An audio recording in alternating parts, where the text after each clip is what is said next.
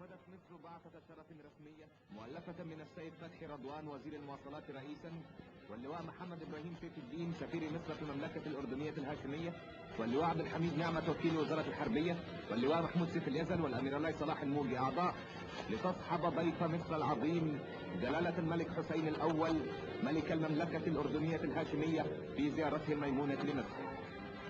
وفي مطار الماضة الحربي استقبل الرئيس جمال عبد الناصر جلالة الملك حسين الأول مرحبا به باسم مصر حكومة وشعبا.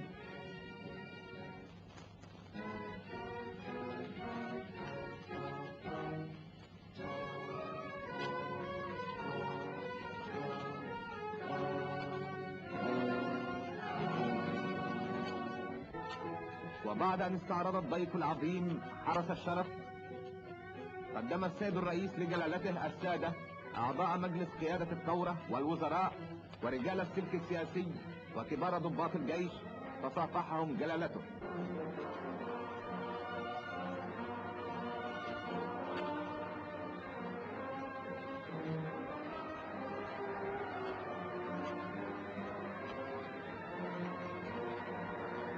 وعلى جانبي الطريق من المطار إلى دار رئاسة مجلس الوزراء احتشدت جماهير الشعب هاتفة مرحبة بالملك العربي تحيي الوحدة القوية المتماسكة، وحدة العرب والعروبة. وفي دار رئاسة مجلس الوزراء أمضى جلالة الملك الأردني بعض الوقت مع السيد الرئيس والسادة أعضاء مجلس قيادة الثورة. وقدم الرئيس جمال عبد الناصر لجلالة الملك حسين الأول قلادة النيل الكبرى، أكبر قلادة في الجمهورية المصرية، فتقبلها جلالته شاكرا. ثم قدم سيادة الرئيس الأوسمة والشين للسادة أعضاء بعثة الشرف الأردنية المرافقة للملك حسين الأول.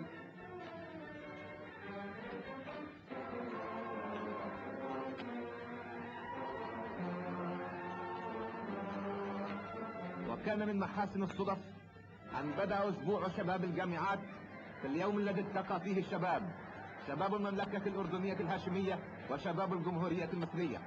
ودعا الصاغ كمال الدين حسين وزير التربية والتعليم ضيف مصر لحضور هذا الحفل. وبدأ العرض الرياضي للشباب لفرق الجامعات الثلاث، طلبة وطالبات، والجامعة الأزهرية والمعاهد العليا وفرق الحرس الوطني.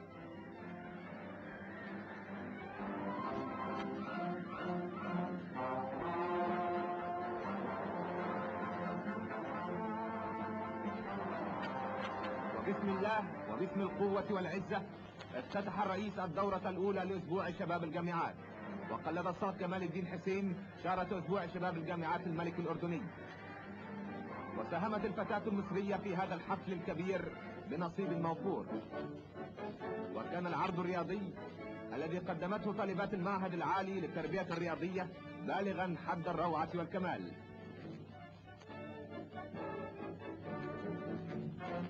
ولا عجب، إنه جيل جديد في عهد جديد كله أمل في مستقبل زاهر بإذن الله. وفي المساء رافق السيد الرئيس جمال عبد الناصر والسادة أعضاء مجلس قيادة الثورة جلالة الضيف الكبير إلى نادي القوات المسلحة بالزمالك لحضور حفلة العشاء الكبرى التي أقامها السيد الرئيس تكريما لجلالته. وقدم كبار المدعوين من رجال السلك السياسي العربي والأجنبي والسادة الوزراء وكبار الشخصيات العربية والمصرية وكبار الضباط لجلالة الملك الأردني العظيم، فصافحهم جلالته.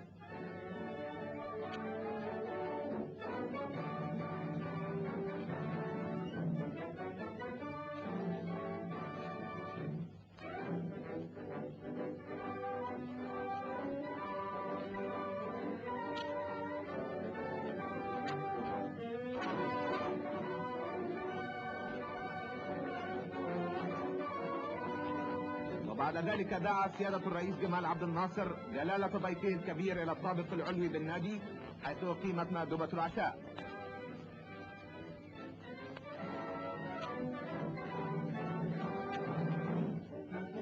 وفي صباح اليوم التالي صاحب سيادة الرئيس جلالة ملك الأردن لزيارة سلاح الفرسان، حيث استقبله اللواء عبد الحكيم عامر وزير الحربية، واللواء محمد إبراهيم رئيس هيئة أركان حرب الجيش، والسيد مدير سلاح الفرسان.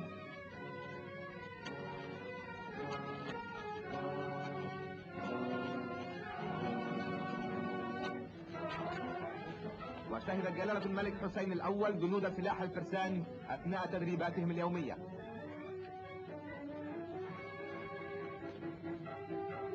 كما شاهد جلالته عرضا لضباط الفرسان في القفز على السدود.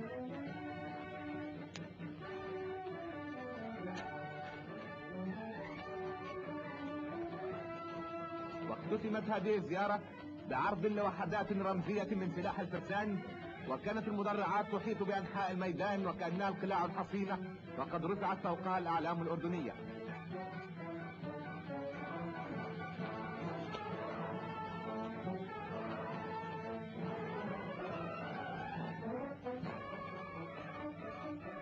وبدأت زيارة أخرى لسلاح آخر من أسلحة الجيش المصري، سلاح جديد أنشأته الثورة لتكمل به قوة الجيش وعظمته، وهو سلاح جنود المظلات.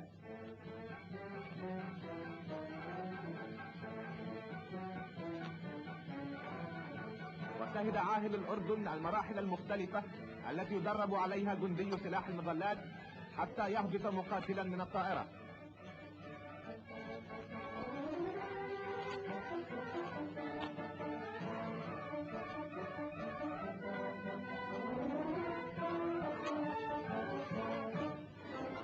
وجلس جلالة الملك الأردني وبجواره السيد الرئيس والقائد العام للقوات المسلحة وبعثة الشرف الأردنية والمصرية وكبار الضباط، يشهدون الطائرات المصرية تحلق في السماء ويهبط منها جنود المظلات بمعداتهم وأسلحتهم الكاملة.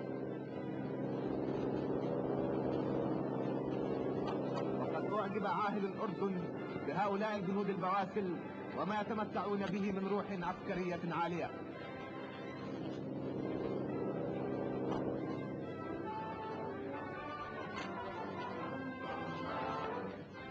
وشاهد الضيف العظيم بعد ذلك في مطار الماظة الحربي عرضا جويا رائعا اشتركت فيه طائرات السلاح الجوي المصري. وكان قائد الاسطول الجوي محمد صدقي محمود رئيس هيئة أركان حرب القوات الجوية يشرح لجلالته أنواع الطائرات المختلفة.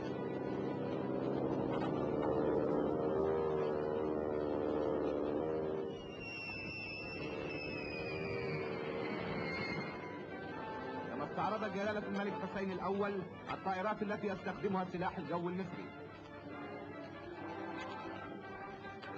وفي صباح اليوم الثالث صاحب سيادة اللواء أركان الحرب عبد الحكيم عامر جلالة الملك حسين الأول لزيارة مصنع الطائرات.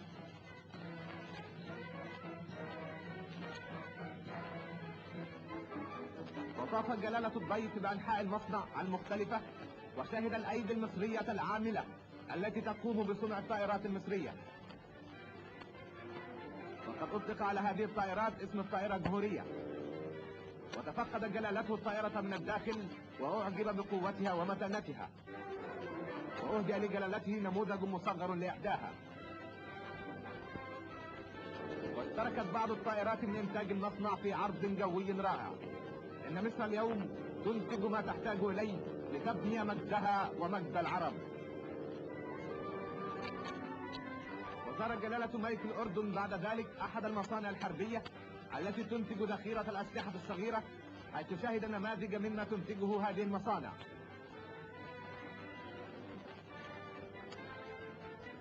وقال جلالته: إننا فخورون سعداء بما شاهدناه في هذا المصنع، فقد شاهدنا فيه المجد وشعرنا بالعزة، ففي مصر مصانع في إمكانها تغذية جيوشنا بالذخائر والأسلحة.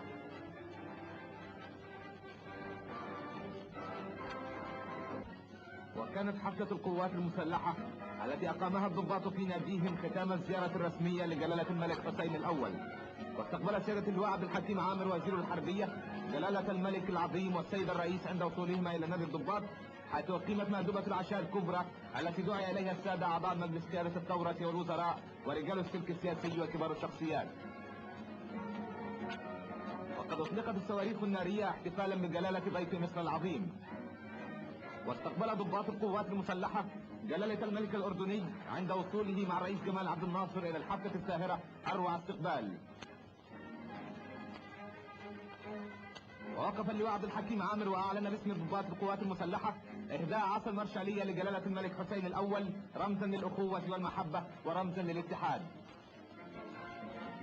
وقال الملك الأردني إننا نعاهدكم أن نعمل يدا واحدة في سبيل العروبة. وأحيت الحفلة الساهرة بعد ذلك كوكب الشرق السيدة أم كلثوم.